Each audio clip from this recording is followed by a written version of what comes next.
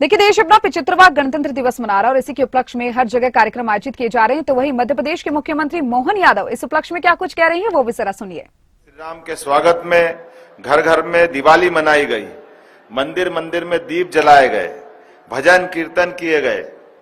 काल के केंद्र महाकाल की नगरी में उज्जैन से इस अवसर पर 5 लाख लड्डुओं का प्रसाद मध्य प्रदेश की मिठाई के रूप में अयोध्या भेजा गया। अयोध्या में श्री राम मंदिर में प्राण प्रतिष्ठा का पर्व पूरे प्रदेश में आध्यात्म और आस्था के उत्सव के रूप में मनाया गया। सभी जिलों में प्रभात फेरियां, कलश यात्राएं निकाली गई, विशेष स्वच्छता अभियान चलाए गए। श्री राम कथा सप्ताह में गायन, कथा वाचन, श्री रामचरित मानस पाठ प्रतियोगिता, भजन संध्या, नृत्य नाटिका, परिचर्चाओं का इत्यादि कई प्रकार से आयोजन किया गया। मध्य प्रदेश की धरती से होकर श्री राम मंदिर प्रतिष्ठा समारोह में अयोध्या जाने वाले श्रद्धालुओं के लिए जगह जगह स्वागत सत्कार में फूल और दिल बिछा करके उनका अभिनंदन किया गया है। प्रदेश के 28 पवित्र स्थानों पर श्री रामचरित लीला समारोह का आयोजन किया गया है। ओरछा और चित्रकूट में भगवान श्री राम पर केंद्रित विशेष आयोजन किए गए।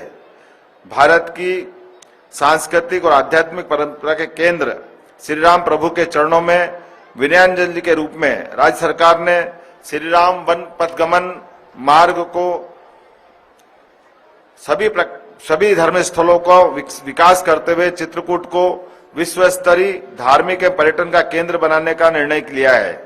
यहाँ प्रतिवर्ष रामायण के मेले भी आयोजित किए जाएंगे। इसी प्रकार ओरछा के श्री राम राजा परिसर में सरकार श्री राम राजा लोक के निर्माण के पुनीत कार्य को कर रही है।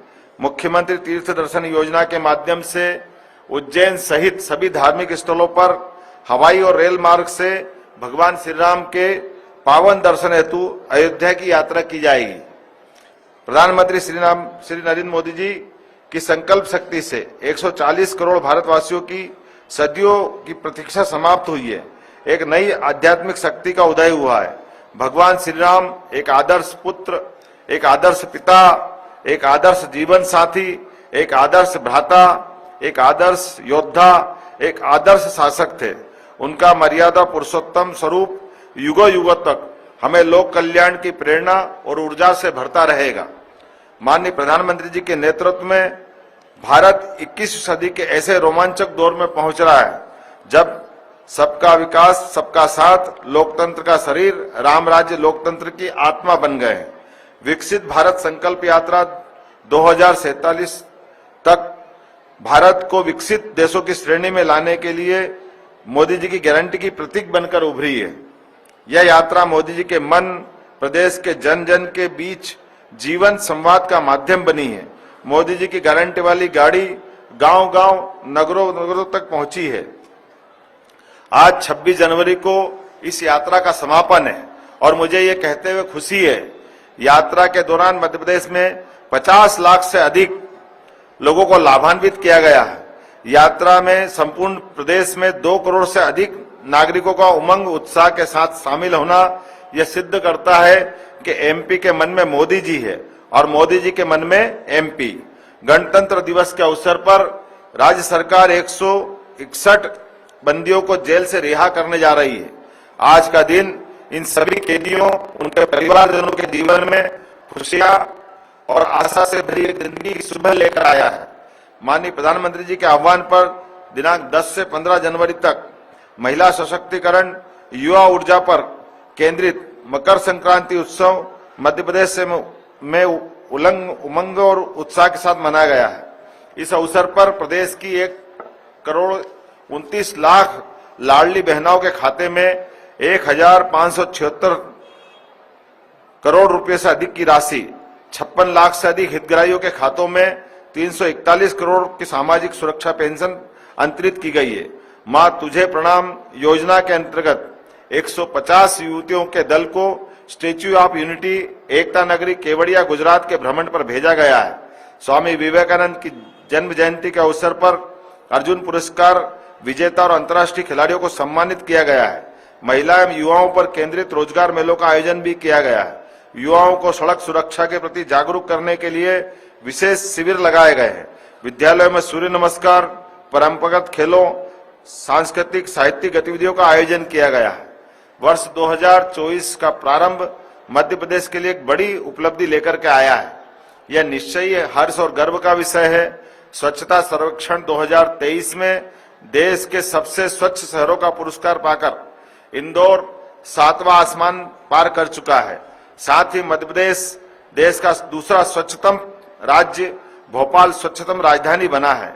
प्रदेश के 7 शहर वाटर प्लस, 361 शहर ODF डबल प्लस, एक शहर 7 स्टार, एक 5 स्टार, 24 शहर 3 स्टार, 132 शहर 1 स्टार गार्बेज श्रेणी की में पुरस्कृत हुए हैं। इस उल्लेखनीय उपलब्धि के लिए जनता, जनप्रतिनिधियों, स्वच्छता मित्रों, स्थानीय निकायों को मैं हृदय से बधाई देता हूं। मुझे आप सबको ये बताते हुए प्रसन्नता हो रही है कि स्वच्छता ही नहीं बल्कि अनेक महत्वाकांक्षी योजनाओं जैसे कार्यक्रमों जैसे PM स्वनिधि योजना, प्रधानमंत्री ग्राम सड़क योजना, PM आवास योजना, कृषि अवसंरचना योजना, प्रधानमंत्री मातृ वंदना योजना, स्वामित्व योजना, नशा मुक्त भारत अभियान, आयुष्मान भारत योजना, मछुआ क्रेडिट कार्ड योजना, राष्ट्रीय पशु रोग नियंत्रण कार्यक्रम इत्यादि कई कार्यक्रमों में मध्य प्रदेश ने देश के सबसे अग्रणी राज्यों में शामिल होकर के यशस्वी प्रधानमंत्री के सबका साथ, सबका विकास, सबका प्रयास, सबका विश्वास के मंत्र के अक्षर से पालन से ही आगे बढ़ सका है। पहले दिन से ही जन कल्याण के महायज्ञ में जुटी प्रदेश की नई डबल इंजन सरकार ने आज 26 जनवरी को अपने गठन के 45 दिन पूर्ण कर लिए हैं। इस अल्प अवधि में सरकार ने कई त्वरित लोक हितैषी निर्णय लेकर जनता के मन पर अपनी एक अलग छाप छोड़ी है। इंदौर की हुकुमचंद मिल के 4800 से अधिक मजदूर भाई बहनों की वर्षों की तपस्या सफल हुई है, जब सरकार ने उनके हक के 224 करोड़ रुपयों से अधिक की राशि प्रदान करने का बड़ा निर्णय किया। भारत रत्न अटल बिहारी वाजपेयी जी की जन्म जयंती पर प्रधानमंत्री श्रीमान नरेंद्र मोदी जी की उपस्थिति में जब मजदूरों को उनका हक समर्पित हुआ तो मजदूरों के चेहरे सम्मान और स्वाभिमान से खिल उठे। सुशासन दिवस सही अर्थों में न्याय का दिवस भी बन गया है। चाहे ध्वनि विस्तारक यंत्रों के नियमों, मापदंडों के विपरीत उपयोगों पर प्रतिबंध की बात हो, फिर बिना लाइसेंस के खुले में मांस मछली के आदि के क्रय की रोक लगाना हो, फिर खुले बोरवेल को बंद कराने का अभियान चलाना हो, शपथ ग्रहण के तत्काल बाद लिए गए इन हितकारी निर्णयों से सरकार ने ये साफ संदेश दिया है कि प्रदेश में कोई भी कानून से ऊपर नहीं है। गुंडे बदमाशों के मन में पुलिस का डर बिठाना, आम आदमी के मन में पुलिस का डर निकालना, यही सरकार की प्राथमिकता है। जन सुविधा की दृष्टि से भोपाल स्थित BRTS कॉरिडोर को हटाने का निर्णय भी इस बात का प्रतीक है कि जब जनता के हित की बात होगी, जब जनता के कष्टों को दूर करने की बात होगी, तब सरकार कड़े फैसले लेने में 1 मिनट की भी देरी नहीं करेगी।